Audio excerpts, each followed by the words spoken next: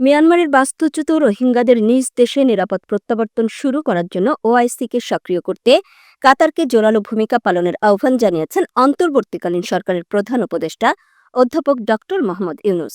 তিনি বলেন, রোহিঙ্গাদের নিরাপদ প্রত্যাবর্তন শুরু করতে মিয়ানমারের উপর চাপ সৃষ্টির জন্য কাতার তাদের কূটনৈতিক প্রভাব কাজে লাগাতে পারে।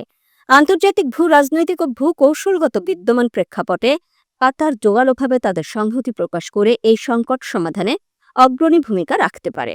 এছাড়া ওআইসি দেশগুলোর সক্রিয় অংশগ্রহণ নিশ্চিত করে তহবিল সংগ্রহ জোরদার ও রোহিঙ্গাদের প্রত্যাবাসনের পক্ষে মত প্রকাশের জন্য আন্তর্জাতিক সম্প্রদায়ের ওপর চাপ সৃষ্টি করতে পারে। অন্তর্বর্তী সরকারের প্রধান উপদেষ্টা ড মোহাম্মদ ইউনুস বলেছেন, শরণার্থী হিসেবে দীর্ঘ অবস্থান রোহিঙ্গাদের মধ্যে হতাশা বাড়াচ্ছে, যার ফলে তারা নানা রকম অপরাধমূলক কর্মকাণ্ডে জড়াচ্ছে। রোহিঙ্গা প্রত্যাবাসনে দেরি হলে পুরো অস্থিতিশীল, তাই বাংলাদেশ মনে করে চলমান সংকট